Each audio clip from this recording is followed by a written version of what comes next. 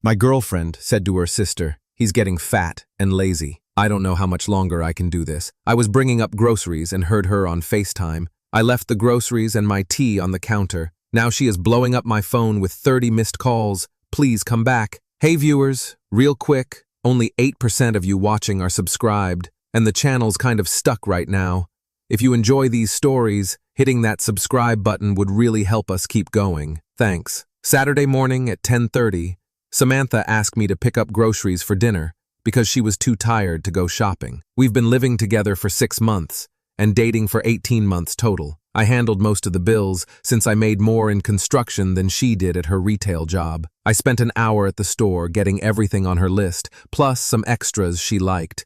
Organic this, gluten-free that, the expensive yogurt that cost $8. $140 later, I was hauling 4 bags up to our apartment. My key was already halfway in the lock when I heard her voice from inside. She was doing her weekly FaceTime call with her sister Ashley. That always happened around 11 on Saturdays. I was about to walk in when I heard my name through the door. I mean, look at him, Ashley. Mike's put on like 20 pounds since we moved in together. He just sits around playing video games and eating junk food after work. I froze in the hallway, grocery bags cutting into my hands. And don't even get me started on how lazy he's gotten around here. I have to ask him 3 times to fix anything or help with cleaning. Ashley's voice came through her phone speaker. So why don't you just break up with him? Because he pays the rent and most of our expenses. His construction job pays way better than retail work. But honestly, I don't know how much longer I can pretend to be attracted to someone who's let himself go like this. Let himself go. After I worked 10-hour days in 100-degree heat. Maybe give him an ultimatum? Ashley suggested. About what? Lose weight? Or I'm dumping you.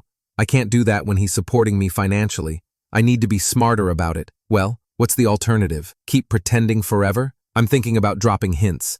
Maybe suggest couples, gym memberships, or start cooking healthier meals. Make it seem like it's for both of us, but really focus on getting him back in shape. Make it seem like it was for both of us. She was planning to manipulate me while taking my money. I set the grocery bags down quietly and pulled out my apartment key. I unlocked the door as silently as possible and stepped just inside the entryway, where I could hear better. The worst part is, he thinks everything's fine, Samantha continued. He comes home tired and thinks that's an excuse to be a couch potato.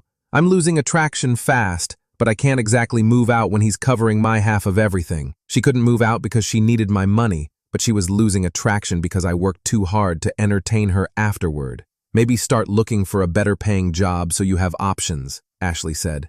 I've been trying, but nothing pays enough to cover my own rent in this city. I'm basically stuck until I figure something out. Stuck with the guy who loved her and provided for her.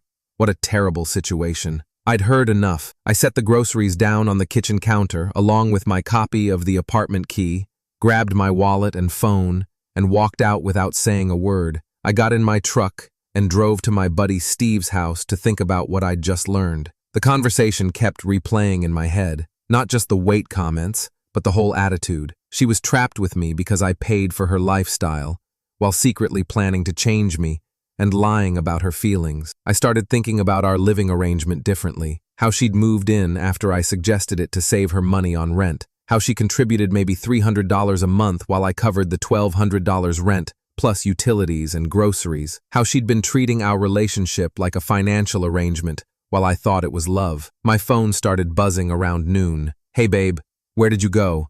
I see the groceries but not you. I ignored it. 20 minutes later, Mike, are you okay? Your tea is here on the counter. I still ignored it. An hour later, I'm getting worried. Did something happen?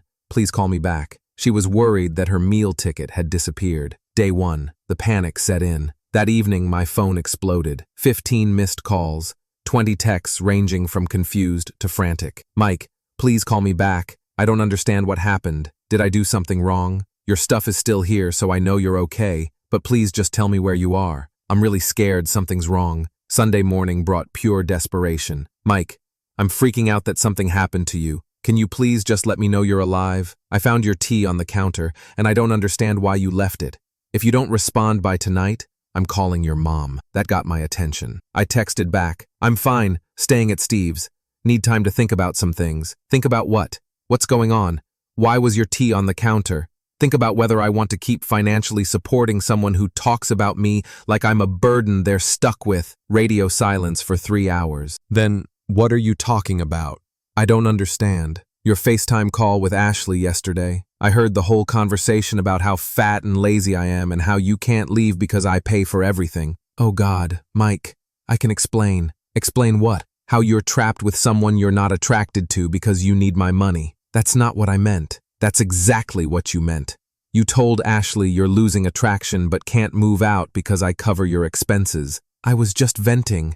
I didn't mean it the way it sounded. So you were lying to Ashley about how you feel about me. Not lying, just exaggerating because I was frustrated. Which part was exaggerated? Being stuck with me, losing attraction, or planning to manipulate me into losing weight? No response for hours. Week 1, the financial reality hit. Monday evening, Samantha tried calling 6 times. I let them all go to voicemail. Tuesday, she enlisted backup. Her mom texted me, Mike, I don't know what happened, but Samantha is beside herself. Can you please talk to her? Then Ashley, the sister who'd heard the whole conversation. Hey Mike, Sam told me you guys are having problems. She's really upset and wants to work things out. Ashley conveniently forgot she'd been part of the discussion about my weight and Samantha's exit strategies. I responded to Ashley, since she'd been there for the conversation. Did Sam tell you I heard what she said about being stuck with me because I pay for everything? She said there was a misunderstanding about something she said. A misunderstanding. Ask her to tell you exactly what she said about losing attraction to me, but not being able to leave because of money. Ashley didn't respond to that. Wednesday, Samantha showed up at Steve's house where I'd been staying. Mike, please, just talk to me for 5 minutes. Steve answered the door. He doesn't want to see you right now. I need to explain what happened. What happened is, you got caught talking trash about the guy who supports you, Steve said. Pretty clear situation. It's not that simple. Seems pretty simple to me. You want his money but not him. She started crying. That's not true. I love Mike. You love what Mike provides. I called from inside. There's a difference. Please just let me explain. There's nothing to explain, Sam. You were honest with Ashley about how you really feel. I finally heard the truth. She waited outside for 2 hours before giving up. Week 2, the bargaining phase. Thursday, Samantha tried a new approach. She sent a long text about realizing she'd been unfair and wanting to work on things. I've been thinking about what I said, and I was wrong to talk about you that way. You work hard, and I appreciate everything you do for us. The weight thing was shallow, and I'm sorry. Too little, too late. If you appreciated what I do, you wouldn't have told Ashley you're stuck with me because you need my money. I was having a bad day and said things I didn't mean. You said you're losing attraction to me and planning to manipulate me into losing weight. Which part didn't you mean? All of it. I was being dramatic. So you were lying to Ashley about being trapped in our relationship for financial reasons. I wasn't trapped. I was just frustrated and exaggerating. Sam, you specifically said you can't move out because I cover your expenses. That's not exaggeration. That's your actual situation. We're supposed to be a team. Partners support each other. Partners don't secretly resent each other while planning manipulation strategies. Friday, she tried the negotiation route. What if I got a second job and started paying half of everything? Would that prove I'm not just using you? You getting a second job now doesn't change what you said about being stuck with me. I want to show you that I'm committed to us, not just the financial arrangement. The financial arrangement you told Ashley you couldn't afford to leave? I shouldn't have said that. But you did say it because it's true. You can't afford to leave, so you were planning to change me instead. I wasn't planning to change you. The gym membership hints weren't about changing me. I thought it would be good for both of us. You thought of it right after complaining to Ashley about my weight. No response to that. Week 3, the desperation campaign. Samantha ramped up the pressure. She started posting sad quotes on social media about missing someone and relationships being complicated. Her friend Jenna called me directly. Mike, what's going on? Sam says you moved out but won't tell anyone why.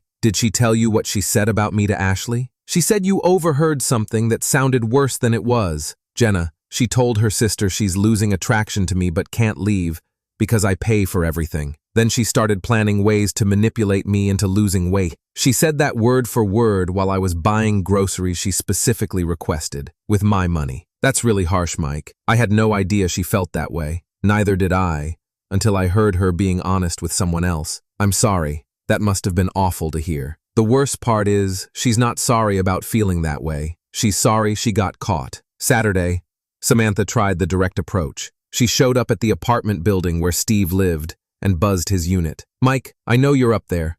Please just give me 10 minutes. There's nothing to talk about, Sam. I miss you. I miss us. You miss the financial security? Big difference. That's not true. You told Ashley you're stuck with me because you can't afford. You were honest when you said that. Everything since then has been damage control. She waited outside Steve's building for 3 hours. She finally left when it started raining. Final update 6 weeks later.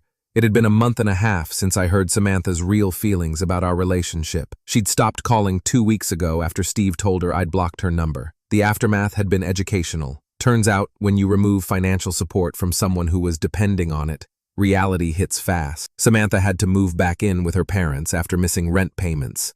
I found this out through Jenna, who said Sam couldn't afford the apartment on her retail salary alone. She's been looking for a second job, but hasn't found anything yet, Jenna told me. She's pretty stressed about money. That's what happens when you take someone's financial support for granted. She keeps saying she didn't realize how much you were covering until you left. She knew exactly how much I was covering.